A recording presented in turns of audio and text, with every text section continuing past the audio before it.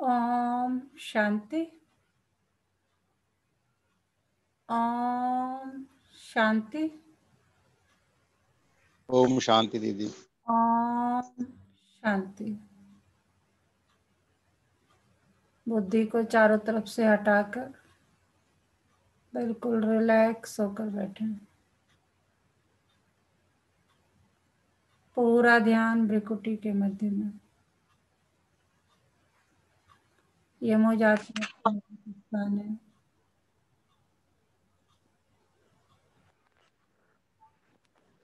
मैं आत्मा इन कर्मेंद्रियों की सोने दो 1 घंटा। मैं आत्मा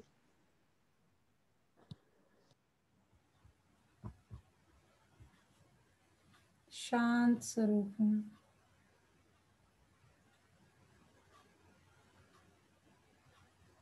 मैं आत्मा बहुत भाग्यशाली हूँ क्योंकि मेरे परम पिता परमात्मा शिव बाबा ने मुझे पहचाना।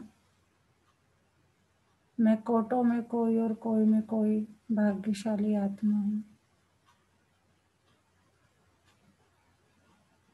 शुक्रिया मेरे बाबा, शुक्रिया अपना बनाने के लिए, मुझे रोज पढ़ाने के लिए। अभी मैं आत्मा अपने परम पिता परमात्मा के महावाक्य सुनूंगी। ओम शांति। आज 1 नवंबर 2020। बाबा की कौन सी मुरली है आज अन्नू जी? संडे है। नाम नहीं याद आ रहा, पर संडे में कुछ स्पेशल मुरली होती है। कौन सी मुरली होती है, कौन बताएगा? अहमद अव्यक्त मुरली है, डायरेक्ट शिव बाबा के मुख से। अव्यक्त मुरली है। ठीक है, नाम याद नहीं आ रहा था, है ना? तो आज की मुरली का शीर्षक है श्रेष्ठ तकदीर की तस्वीर बनाने की युक्ति। देखो बाबा क्या कह रहे हैं, अपनी कलम, अपनी जो भाग्य है ना, भाग्य लिखने की कलम हमारे हाथ में दे रहे हैं। क्या कह रहे हैं? श्रेष्ठ तकदीर की तस्वीर बनाने की युक्ति। खुद ही बना लो। क्या है? आज तकदीर बनाने वाला बाप दादा सभी बच्चों की श्रेष्ठ तकदीर की तस्वीर देख रहे हैं। तकदीरवान सभी बने हैं। हम सब कितने भाग्यशाली है ना। तकदीरवान का मतलब होता है भाग्यशाली।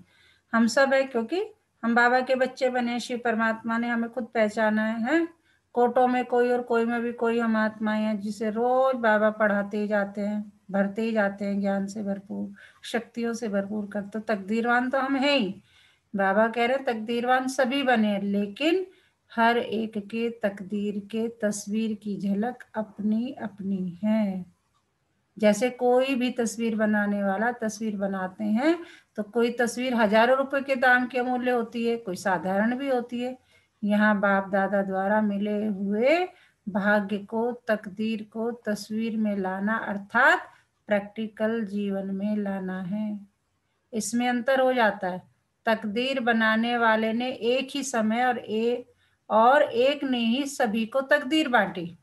देखो बाबा कह रहे हैं, जैसे लौकिक में टीचर होता है ना, एक ही टाइम पे हर बच्चे को पढ़ाता है। क्लास में मान लो पढ़ा रहे हैं तो वो क्या करता है, हर बच्चे को एक ही टाइम पे एक ही चीज पढ़ाता है।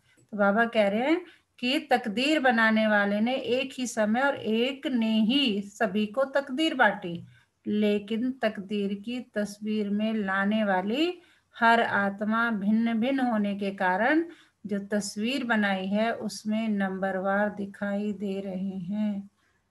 कोई भी तस्वीर की विशेषता नयन और मुस्कुराहट होती है।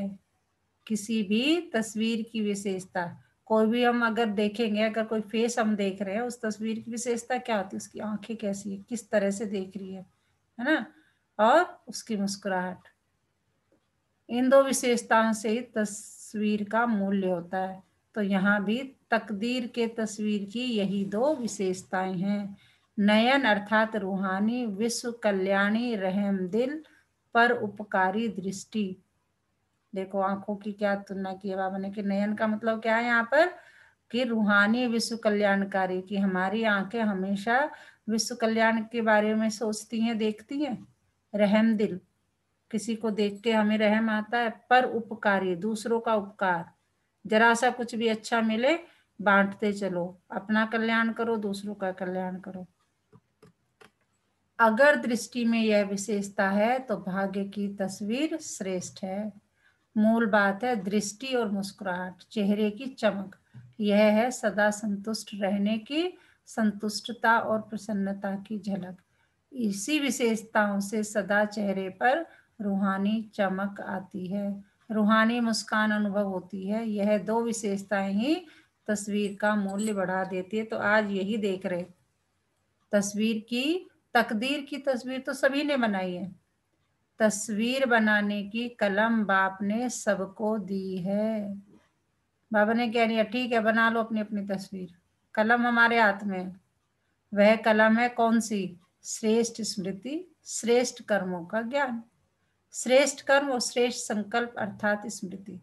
इस ज्ञान की कलम द्वारा हर आत्मा अपने तकदीर की तस्वीर बना रही है और बना भी ली है। तस्वीर तो बन गई है, नैन चैन भी बन गए हैं, अब लास्ट टचिंग है संपूर्णता की। बाबा ने कहा सब कुछ हो गया, फिर लास्ट टचिंग देनी होती है ना किसी भी चीज को काम करने की। तो तस्वीर में भी पहले रफ स्केच कर लिया, फिर फाइनल होता है, बॉर्डर कर दिया, उसकी आउटलाइन कर दी, ये सब है ना, बाप समान बनने की।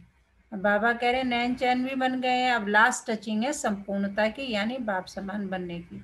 डबल विदेशी चित्र बनाना ज्यादा पसंद करते हैं ना, फॉरेनर्स की बात कर रहे हैं बाबा, कि वो तस्वीर बनाना ज्यादा पसंद करते हैं ना। तो बाप दादा भी आज सभी की तस्वीर देख रहे हैं, हर एक अपनी तस्वीर देख सकते हैं ना कि कहाँ तक तस्वीर मूल्यवान बनी है। सदा अपनी इस रूहानी तस्वीर को देख इसमें संपूर्णता लाते रहो। विश्व की आत्माओं से तो श्रेष्ठ भाग्यवान कोटों में कोई और कोई में भी कोई, अमूल्य व श्रेष्ठ भाग्यवान तो हो ही है, क्योंकि कोटों में कोई है और उसमें भी कोई, वो तो बाबा कह रहे हो तो तुम हो ही, लेकिन एक है श्रेष्ठ, दूसरे हैं श्रेष्ठ श्रेष्ठ। अब बाबा कह रहे उसमें भी कहते हैं ना गुड बेटर बेस्ट, गुड माने भी अच्छा है ना, लेकिन बाबा कह रहे श्रेष्ठ श्रेष्ठ, बेस्ट बनना है। श्रेष्ठ भाग्यवान तो हो ही, लेकिन एक है श्रेष्ठ, दूसरे श्रेष्ठ श्रेष्ठ। तो श्रेष्ठ बने हैं वह श्रेष्ठ श्रेष्ठ बने हैं, पूछ रहे बाबा, ये चेक करना है सॉरी, कि श्रेष्ठ है, श्रेष्ठ बने व श्रेष्ठ श्रेष्ठ बने, चेक करना है। अच्छा अब डबल विदेशी रेस करेंगे ना, आगे नंबर लेना है व आगे वालों को देख खुश होना है। बाबा कह रहे तुम्हें खुद आगे रेस में जाना है या आगे जो दौड़ रहे हैं या आगे जा रहे हैं रेस में उन्हें देख के खुश हो जाना है। देख देख खुश होना भी आवश्यक है, लेकिन स्वयं पीछे होकर नहीं। देखो बाबा कह रहे देख के खुश भी होना चाहिए, मोटिवेशन मिलना चाहिए, जेलस फील नहीं करना चाहिए, लेकिन स्वयं पीछे होकर नहीं देखो, साथ साथ होते दूसरों को भी देख हर्षित हो चलो, स्वयं भी आगे बढ़ो और पीछे वालों को भी आगे बढ़ाओ। इसी को ही कहते हैं पर उपकारी। यह परोपकारी बनना, इसकी विशेषता है स्वार्थ भाव से सदा मुक्त रहना। स्वार्थ ही नहीं होगा कि बस मेरा भला हो जाए, मुझे ज्ञान मिल गया ठीक है, कोई करे ना करे हमारे क्या फर्क पड़ता है, मैं संतुष्ट हूँ, मुझे भगवान मिल गया, मैं रोज मुरली सुनती हूँ, मैंने रोज सब कुछ कर लिया, नहीं वो अच्छी बात है, लेकिन जितना कल्याण, अगर एक परिवार में देखो ना, मान लो 4 बच्चे हैं है ना, और एक को जो है मिल्कियत मिल जाए मान लो, तो वो बाप ने किसी तरह से मिल गई, तो बाप तो यही चाहेगा ना सबको मिले। लौकिक बाप की अगर बात करें तो वो उसके तो 4 बच्चे हैं, तो वो ये नहीं चाहेगा कि एक ही खुश हो। ऐसे बहुत कम लोग होते हैं कि जो मतलब वो कार्मिक अकाउंट में आ जाता है कि फिर एक को सब कुछ दे रहे हैं, एक के लिए सब कुछ कर रहे हैं और के लिए, लेकिन माँ बाप की इच्छा यही होती है। आप खुद भी माँ बाप है जितने भी, तो सोचिए कि आपकी इच्छा क्या होती है कि हर अपने बच्चे के लिए बराबर करना। तो उसी तरह बाबा की भी चाहना यही रहती है हम सब आत्माओं का कल्याण हो। तो इसीलिए बहुत ज्यादा वो कहते हैं, मोटिवेट करते हैं कि सिर्फ अपना ही नहीं, लोगों का भी और आत्माओं का भी कल्याण करना है। बाबा कह रहे हैं कि स्वयं भी आगे बढ़ो, पीछे वालों को भी आगे बढ़ो, इसी को कहते हैं पर उपकारी। यह परोपकारी बनना, इसकी विशेषता है स्वार्थ भाव से सदा मुक्त रहना। हर परिस्थिति में, हर कार्य में, हर सहयोगी संगठन में जितना निस्वार्थपन होगा उतना ही पर उपकारी होगा। हर परिस्थिति में, हर कार्य में, हर सहयोगी संगठन में स्वयं सदा भरपूर अनुभव करेगा, सदा प्राप्ति स्वरूप की स्थिति में होगा, तब परोपकारी की लास्ट स्टेज अनुभव कर और दूसरों को करा सकेंगे। ये सारी क्वालिटी होंगी तो जैसे ब्रह्मा बाबा को देखा, लास्ट समय की स्थिति में उपराम और परोपकार यह विशेषता सदा देखी। स्वयं के प्रति कुछ भी स्वीकार नहीं किया, न महिमा स्वीकार की, न वस्तु स्वीकार की, न रहने का स्थान स्वीकार किया। स्थूल और सूक्ष्म सदा पहले बच्चे, इसको कहते हैं परोपकारी। बाबा ने तो मतलब यज्ञ की स्थापना की तो सब कुछ किसे दे दिया? माताओं को दे दिया। मतलब अपने नाम कोई संस्था भी, मतलब सब कुछ माताओं के नाम कर दिया, अपने नहीं, मेरे बच्चे पहले। माताओं को आगे रखा लेकिन बच्चे, आत्माओं को पहले। यही संपन्नता की, संपूर्णता की निशानी है, समझा? मतलब ट्रस्ट की स्थापना हुई, ये यज्ञ की स्थापना हुई तो उसमें अपना नाम कहीं नहीं डाला। कहते मेरा नाम डालने से मेरे अंदर भी क्या आ जाएगा? मैंपन आ जाएगा, अहंकार आ जाएगा। उस चीज को भी दूर करने के लिए उन्होंने उसमें कहीं अपने को इन्वॉल्व ही नहीं किया। जैसे हम सब कुछ कर रहे हैं लेकिन उसमें अपना नाम कहीं नहीं है, अपनापन कहीं नहीं है। तो यही संपन्नता की, संपूर्णता की निशानी है, समझा? मुरलियां तो बहुत सुनी, अब मुरलीधर बन सदा नाचते और नचाते रहना है। मुरली से सांप के विष को भी समाप्त कर लेते हैं। तो ऐसा मुरलीधर हो जो किसी का कितना भी कड़वा स्वभाव संस्कार हो उसको भी वश कर दे, अर्थात उससे मुक्त कर नचा दे, हर्षित बना दे। अभी ये रिजल्ट देखेंगे कि कौन कौन ऐसे योग मुरलीधर बनते हैं। बाबा कह रहे देखेंगे। मतलब कहने का मतलब है कि मुरली सुन रहे हो लेकिन अब उसका प्रैक्टिकल यूज लाओ। कितने लोगों को ज्ञान सुनाकर उसे करके, मुरली सुन के हमने क्या किया? धारणा कर ली। धारणा करके क्या, वो गुण हमारे अंदर आ गए, वो गुण हमारे अंदर आ गए। तो उन गुणों को यूज करके, योग का प्रयोग करके हमें क्या करना है? दूसरों को देखना है कि कितना हम खुशी दे सकते हैं। तब कहेंगे कि कौन योग मुरलीधर बना है। मुरली से भी प्यार है, मुरलीधर से भी प्यार है, लेकिन प्यार का सबूत है जो मुरलीधर की हर बच्चे प्रति शुभ आशा है वह प्रैक्टिकल में दिखाना। बाबा कह रहे ठीक है, तुम कहते हो रोज मुरली सुनते हो, मुझसे प्यार है, मुरलीधर से भी प्यार है, शिव बाबा से भी प्यार है, मान लिया, लेकिन प्यार का सबूत क्या है? बाबा कह रहे वो दो। प्यार का सबूत जो मुरलीधर की हर बच्चे प्रति शुभ आशा है, शिव बाबा की हर बच्चे प्रति क्या आशा है? वह प्रैक्टिकल में दिखाना। जो भी आशाएं है, श्रीमत पर चलो, मुझे याद करो, योग में रहो, अपना कल्याण करो, दूसरों का, तो उसे प्रैक्टिकल में दिखाना। यही शिव बाबा की आशा है। प्यार की निशानी है जो कहा वह करके दिखाना। अगर आप प्यार करते हैं तो मुरलीधर में आज बाबा ने कहा ये करना है तो उसे करके दिखाना। ऐसे मास्टर मुरलीधर हो ना, पूछ रहे हैं बाबा, बनना ही है। अब नहीं बनेंगे तो कब बनेंगे? करेंगे ये ख्याल नहीं करो, करना ही है। हर एक यही सोचे कि हम नहीं करेंगे तो कौन करेगा? हमको करना ही है, बनना ही है, कल्प की बाजी जीतनी ही है। पूरे कल्प की बात है तो फर्स्ट डिवीजन में आना है, यह दृढ़ता धारण करनी है। कोई नई बात कर रहे हो क्या?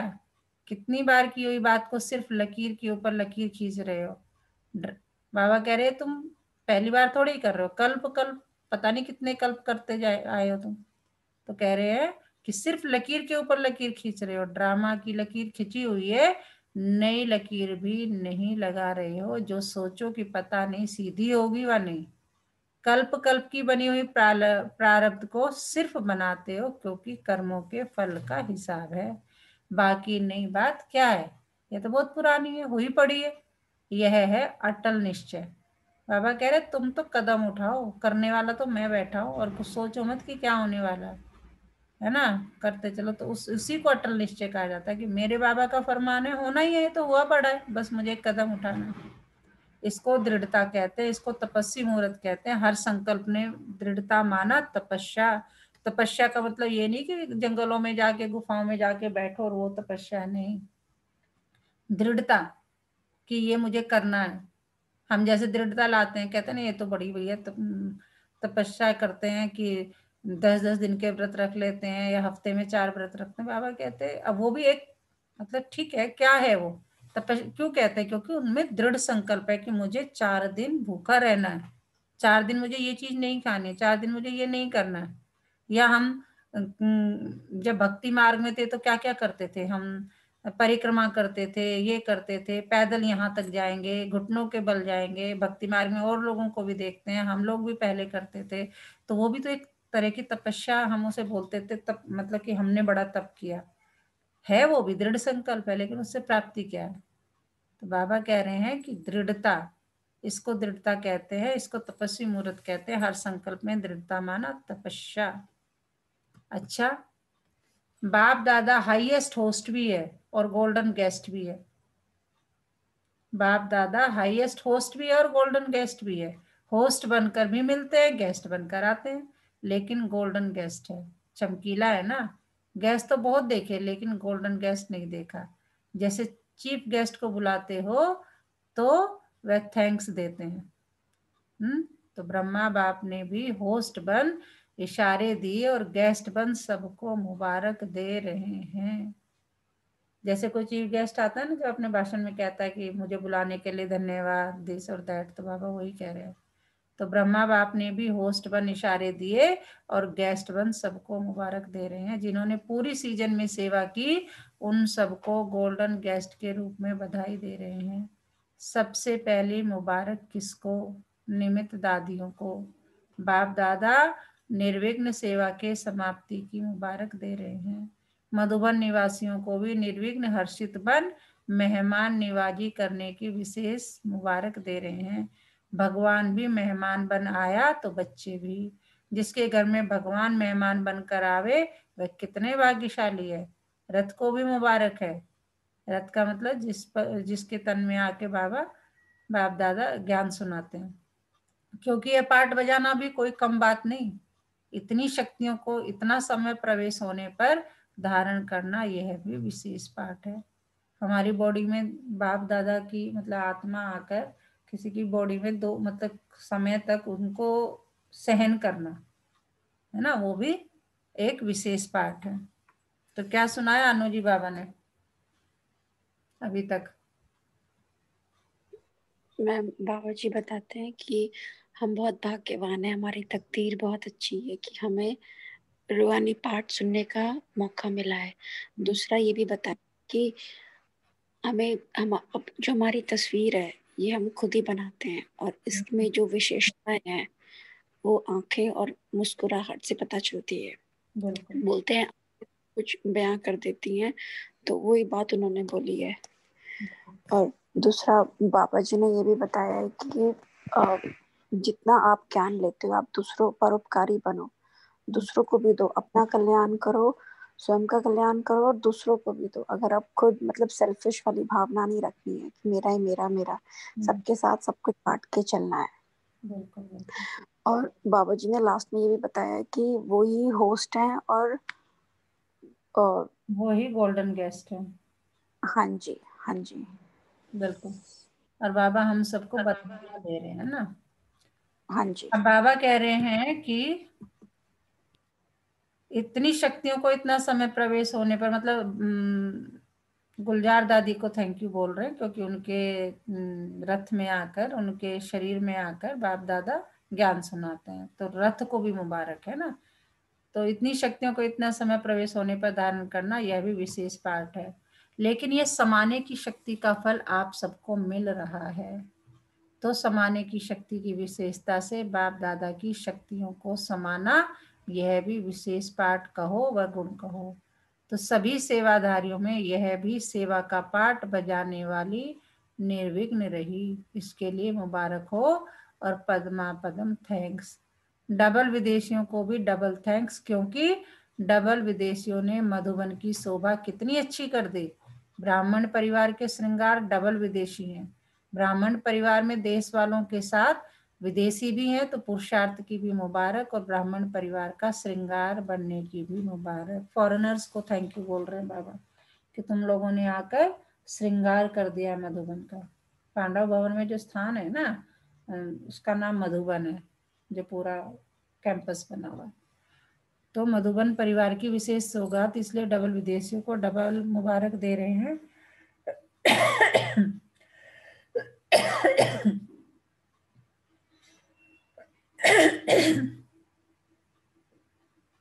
हर एक ने बहुत अच्छा पार्ट बजाया। अब सिर्फ एक बात रही है, क्या? समान और संपूर्णता की। बाबा कह रहे सब ठीक है, ठीक चल रहे हो, लेकिन अब क्या बात रहेगी? समान बनना है और संपूर्णता की ओर जाना है। दादियां भी अच्छी मेहनत करती, बाप दादा दोनों का पार्ट साकार में बजा रही है। फिर गुलजार दादी की बात कह रहे हैं कि बाप दादा दोनों का, जितनी दादियां हमारी हैं वो क्या है, बहुत मेहनत करती है। बाप दादा दोनों का पार्ट साकार में बजा रही है, इसलिए बाप दादा दिल से स्नेह के साथ मुबारक देते हैं, क्योंकि वो दादियां हमारी सब बाप समान बन गई हैं, पूरा जैसे हमारे ब्रह्मा बाबा थे बिल्कुल वैसी। तो साकार में, अब बाप दादा तो है नहीं, तो क्या है, दादियां जो हैं वो अपने मतलब बाप समान बन गई हैं, तो दादियां जो सेवा कर रही हैं वो साकार में सेवा कर रही हैं। ऑलराउंड सब सेवादारी, चाहे छोटी सी साधारण सेवा है लेकिन वह भी महान है। हर एक ने अपना भी जमा किया और पुण्य भी किया। सभी देश विदेश के बच्चों के पहुंचने की भी विशेष मुबारक योग्य है। सब महारथियों ने मिलकर सेवा का श्रेष्ठ संकल्प प्रैक्टिकल में लाया और लाते ही रहेंगे। सेवा में जो निमित्त है उन्हों को भी तकलीफ नहीं देनी चाहिए। बाबा कह रहे हैं मान लो 2 जने हैं या संगठन में 2 जने हैं, एक जना सेवा कर रहा है लेकिन दूसरे को कष्ट हो रहा है। तुम सेवा कर रहे हो नो डाउट, लेकिन अगर किसी को कष्ट दे के, किसी को दुखी करके कर रहे हो तो वो गलत है। तो बाबा कह रहे सेवा में जो निमित्त बने उनको भी तकलीफ नहीं देनी चाहिए। अपने अलबेलेपन से किसको मेहनत नहीं करानी चाहिए। मैं खुद आलसी हूँ, खुद तो मतलब ठीक है बैठे हूँ, सपोज तुम ये करो, तुम वो करो, तुम ये करके लाओ, तुम वो करके लाओ। बाबा कह रहे नहीं, ये नहीं करना। अपने अलबेलेपन से किसको मेहनत नहीं करानी चाहिए। अपनी वस्तुओं को संभालना यह भी नॉलेज है। याद है ना ब्रह्मा बाप क्या कहते थे, रुमाल खोया तो कभी खुद को भी खो देगा। हर कर्म में श्रेष्ठ, बाबा ये एग्जाम्पल देते थे, अगर किसी का रुमाल खोया तो समझो खुद को भी खो देगा। हर कर्म में श्रेष्ठ और सफल रहना, इसको कहते हैं नॉलेजफुल। शरीर की भी नॉलेज, आत्मा की भी नॉलेज, दोनों नॉलेज हर कर्म में चाहिए। शरीर के बीमारी की भी नॉलेज चाहिए, मेरा शरीर किस विधि से ठीक चल सकता है। बाबा कह रहे हैं इस रथ की भी संभाल रखनी है, तुम्हारा जो अपना रथ है उसकी भी नॉलेज होनी चाहिए, ठीक है ना। तभी तो ये आत्मा पाठ बजाएगी, नहीं तो कैसे बजाएगी। कुछ भी उल्टा सीधा खान पान किया, उल्टी सीधी एक्टिविटी की, एक्सरसाइज नहीं की, ये नहीं किया, बाबा कह रहे नहीं, उसका भी ध्यान रखना। हर चीज की नॉलेज, नॉलेज आत्मा की भी शरीर की भी। ऐसे नहीं, आत्मा तो शक्तिशाली है, शरीर कैसा भी है। शरीर ठीक नहीं होगा तो योग भी नहीं लगेगा, फिर शरीर अपनी तरफ खींचता है। मान लो सिर में दर्द है फॉर एग्जाम्पल, योग कर लोगे नहीं ना। हाथ में दर्द है कहीं, पैर में दर्द है, ये कुछ भी है, कहीं भी परेशानी है, तो बाबा कह रहे हैं फिर योग लगेगा ही नहीं, फिर शरीर अपनी तरफ खींचता है। इसलिए नॉलेजफुल में यह सब नॉलेज आ जाती है। नॉलेजफुल का मतलब बाबा ने क्या समझाया कि आत्मा की भी नॉलेज हो, शरीर की भी नॉलेज हो, शरीर की बीमारियों की भी नॉलेज हो। अब जो है बाबा कुमारियों का समर्पण समारोह बाप दादा के सामने हो रहा है, तो उसके बारे में बोलेंगे। बाप दादा सभी विशेष आत्माओं को बहुत सुंदर सजा सजाया देख रहे हैं। देवी गुणों का श्रृंगार कितना बढ़िया, सभी को शोभनीक बना रहा है। लाइट का ताज कितना सुंदर चमक रहा है। बाप दादा अविनाशी श्रृंगारी हुई सूरतों को देख रहे हैं। बाप दादा को बच्चों का यह उमंग उत्साह का संकल्प देख खुशी होती है। बाप दादा ने सभी को सदा के लिए पसंद कर लिया।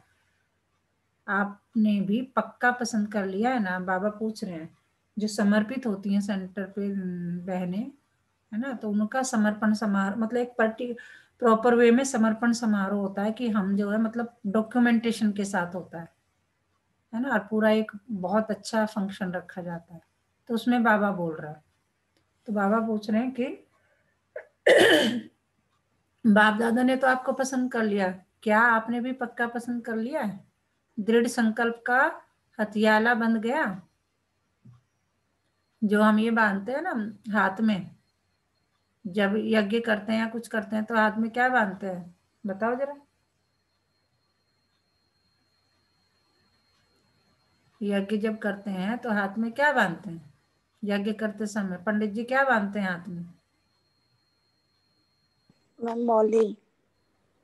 हाँ, तो वो हथियाला बोलते हैं उसको, ठीक है। दृढ़ संकल्प से वही तो करते हैं, मतलब बांधने का मतलब है कि ये खासकर किसके, यजमान के हाथ में बांधते हैं ना, औरों के भी बांधते हैं जो आते हैं विशेष, लेकिन यजमान के हाथ में खासकर, क्योंकि उन्होंने दृढ़ संकल्प किया वो काम करने का, तो उसका हथियाला बन गया। बाप दादा के पास हर एक के दिल के स्नेह का संकल्प सबसे जल्दी पहुंचता है।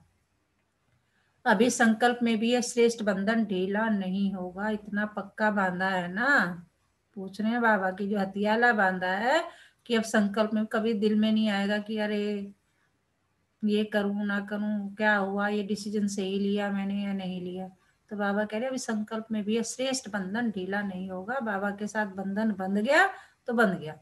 कितने जन्मों का वादा किया, पूछ रहे हैं बाबा, तुमने यहाँ आई हो, समर्पित हुई हो, कितने जन्मों का वादा किया। यह ब्रह्मा बाप के साथ सदा संबंध में आने का पक्का वादा है, और गारंटी है कि सदा भिन्न नाम रूप संबंधों में 21 जन्म तक तो साथ रहेंगे ही। बाबा कह रहे हो 21 जन्मों तक तुम, हम सब जो हैं भिन्न नाम रूप संबंध में 21 जन्मों तक साथ रहेंगे। तो कितनी खुशी है, हिसाब कर सकती हो, पूछ रहे हैं बाबा कि हिसाब लगाओ कितनी खुशी होनी चाहिए।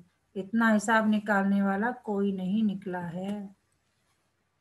अभी ऐसे ही सदा सजे सजाए रहना, सदा ताजधारी रहना, सदा खुशी में हंसते गाते रूहानी मौज में रहना। आज सभी ने दृढ़ संकल्प किया ना कि कदम कदम पर रखने वाले बनेंगे।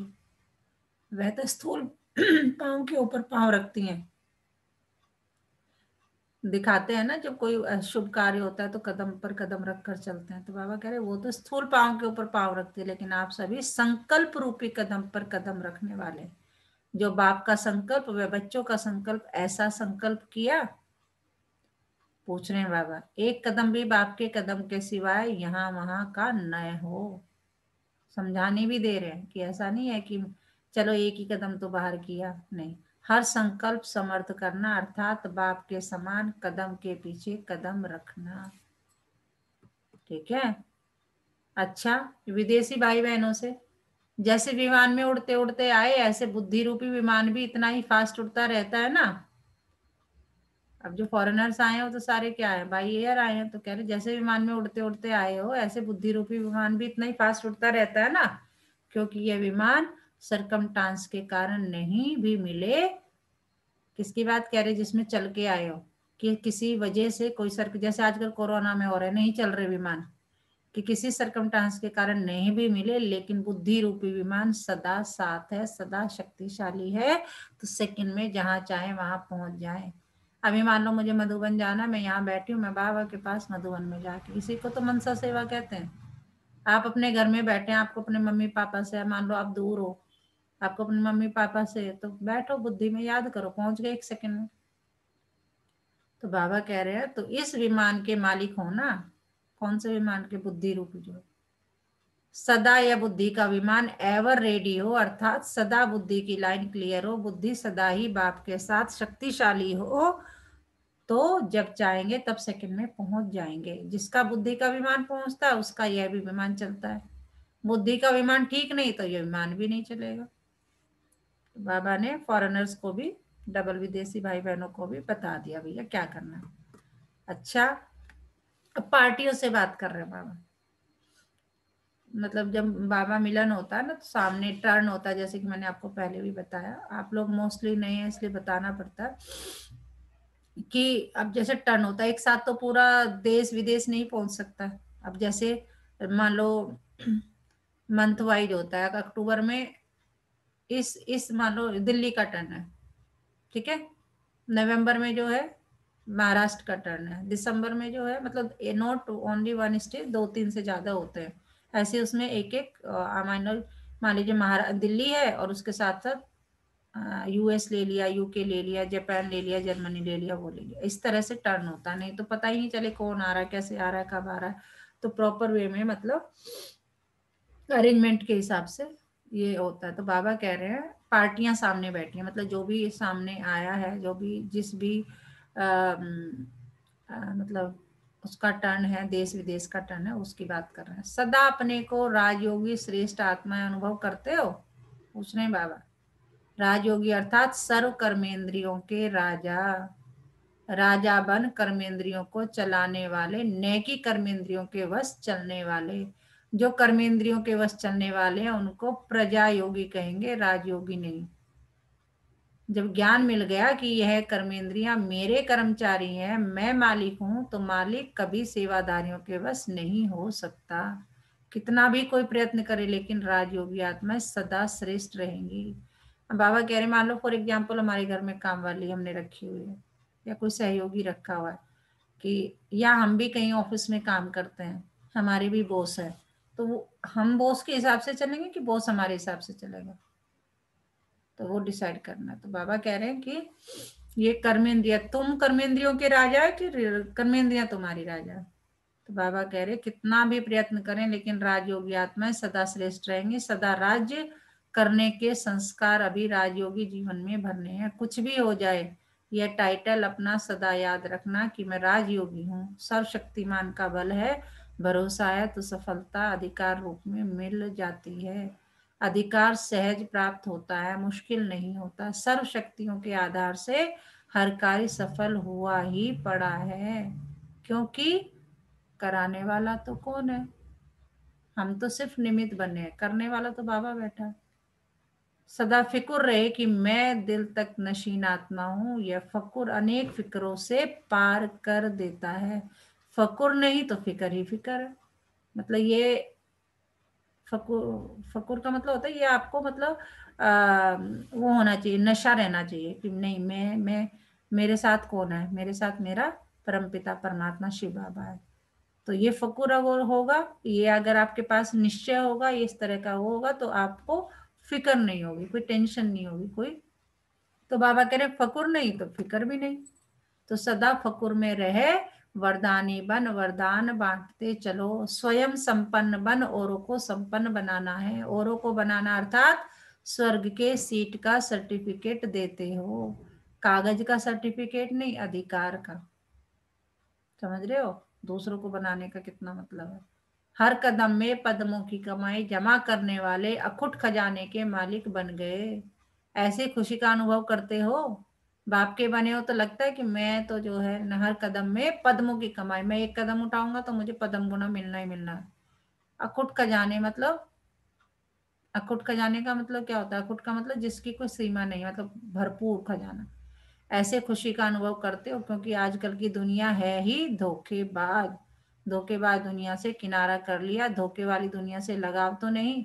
सेवा अर्थ कनेक्शन दूसरी बात है, लेकिन मन का लगाव नहीं होना चाहिए। बाबा कह रहे कि ठीक है, सेवा करनी है, एक दूसरे से हाय हेलो भी करना है, सब कुछ करना है, वो सब रखो, लेकिन मन का लगाव नहीं। तो सदा अपने को तुच्छ नहीं, साधारण नहीं, लेकिन श्रेष्ठ आत्मा है, सदा बाप के प्यारे हैं, इस नशे में रहो। जैसे जैसा बाप वैसा बच्चा, कदम कदम पर रखते अर्थात फॉलो करते चलो तो बाप समान बन जाएंगे। समान बनना अर्थात संपन्न बनना। ब्राह्मण जीवन का यही तो कार्य है। क्या है कार्य? संपन्न बनना। और वो कब बनेंगे? जब समान बनेंगे। सदा अपने को बाप के रूहानी बगीचे के रूहानी गुलाब समझते हो? पूछ रहे हैं बाबा। सबसे खुशबू वाला पुष्प गुलाब होता है। गुलाब का जल कितने कार्यों में लगाते हैं, रंग रूप में भी गुलाब सर्वप्रिय है। तो आप सभी रूहानी गुलाब हो। आपकी रूहानी खुशबू औरों को भी स्वतः आकर्षित करती है। कहाँ भी कोई खुशबू की चीज होती है तो सबका अटेंशन स्वतः ही जाता है। तो आप रूहानी गुलाबों की खुशबू विश्व को आकर्षित करने वाली है, क्योंकि विश्व को इस रूहानी खुशबू की आवश्यकता है। इसलिए सदा स्मृति में रहे, सदा याद रहे कि मैं अविनाशी बगीचे का अविनाशी गुलाब हूँ। अविनाशी जो अविनाशी का बगीचे का अविनाशी गुलाब। अविनाशी मतलब जिसकी खुशबू कभी खत्म नहीं हो सकती, जो कभी मुरझा नहीं सकता, कभी मुरझाने वाला नहीं, सदा खिला हुआ। ऐसे खिले हुए रूहानी गुलाब सदा सेवा में स्वतः ही निमित्त बन जाते हैं। याद की, शक्तियों की, गुणों की यह सब खुशबू सबको देते रहो। स्वयं बाप ने आकर आप फूलों को तैयार किया है। कितने नशे की बात है। बाबा कह रहे जो जितने तुम सारे मेरे फूल बैठे हो ना, सबको मैंने तैयार किया है। मैंने बगीचे में एक एक को सींचा है। तो कितने सिकी लदे हो। बाबा कह रहे देख लो, तुम सबको मैंने तैयार किया है। अच्छा, मीठे मीठे सिकिलदे बच्चों प्रति माता पिता बाप दादा का याद प्यार, गुड मॉर्निंग और नमस्ते। हम रूहानी बच्चों की रूहानी माता पिता बाप दादा को याद प्यार, गुड मॉर्निंग, नमस्ते बाबा, नमस्ते, शुक्रिया बाबा, शुक्रिया हमें अपना बनाने के लिए, हमें रोज पढ़ाने के लिए। तो बाबा ने क्या सुनाया आज बॉबी जी? ओम शांति दीदी। ओम शांति। बाबा ने तो आज बहुत अच्छी बातें बताई, हर मुरली में बताते हैं। हम्म, लेकिन आज बाबा जो बता रहे हैं विशेष ये बता रहे हैं कि जैसा मैं हूँ तुम्हें वैसा ही बनना है। बिल्कुल। जैसे हम कोई तस्वीर खरीदने जाते हैं तो हम बहुत सारी तस्वीरें देखते हैं, हम्म, जो हमें पसंद आती है हम उसे लेते हैं, जो हमारे मन को और हमारे आंखों को अच्छी लगती है ना उसको हम्म, हम लेते हैं। इसी हम्म, प्रकार बाबा कह रहे हैं कि मैं भी उन उन बच्चों को ढूंढ रहा हूँ जो हम्म, बच्चे मुझ समान हैं, जो संतुष्ट तो हैं, हम्म, दूसरों को भी संतुष्ट करते हैं, मतलब खुश रखते हैं। बिल्कुल। उसके बाद बाबा कह रहे हैं कि फिर बाबा ने अपने जो दादियां हैं उनकी विशेषता बताई हैं, हम्म, और जो दूसरे लोग हैं उनके। हम्म। हम बच्चों की विशेषता बताई है ना कि तुम रूहे गुलाब हो, मेरे मेरे मैंने ही तुमको बनाया है, तो उस अपनी खुशबू फैलानी है। बिल्कुल। वरदान है आज का। अब समय है, मुझे अब समय नहीं है। हाँ, ओम बिल्कुल। शांति दीदी। हाँ। वरदान है आज का, न्यारे और प्यारे बनने का राज जानकर राजी रहने वाले राजयुक्त भव। अब तो पता चल गया ना, कौन सा राज पता चल गया कि हम न्यारे और प्यारे हैं। न्यारे और प्यारे का राज जानकर राजी रहने वाले राजयुक्त भव। जो बच्चे प्रवृत्ति में रहे न्यारे और प्यारे बनने का राज जानते हैं वे सदा स्वयं भी स्वयं से राजी रहते हैं, प्रवृत्ति को भी राजी रखते हैं, साथ साथ सच्चे दिल होने कारण साहिब भी सदैव उन पर राजी रहता है। ऐसे राजी रहने वाले राजयुक्त बच्चों को अपने प्रति व अन्य किसी के प्रति किसी को काजी बनाने की जरूरत नहीं रहती, क्योंकि वह अपना फैसला अपने आप कर लेते हैं, इसलिए उन्हें किसी को काजी, वकील या जज बनाने की जरूरत ही नहीं। स्लोगन है आज का, सेवा से जो दुआएं मिलती हैं वे दुआएं ही तंदुरुस्ती का आधार है। दादी जान की भी कहती थी ना कि मैं तो दुआओं से चलती हूँ, दवाओं से भी चलती हूँ 25%, लेकिन मैं 75% जो है दवा दुआओं से चलती हूँ। तो सेवा से जो दुआएं मिलती हैं वह दुआएं ही तंदुरुस्ती का आधार है। तो आज पूरा दिन किस स्वमान में रहना है? मैं श्रेष्ठ तकदीर की तस्वीर बनाने वाली आत्मा हूँ। देखिए बाबा ने कलम दे दी, खींच लो भैया कितना बना सकते हो। ठीक है। ओम शांति।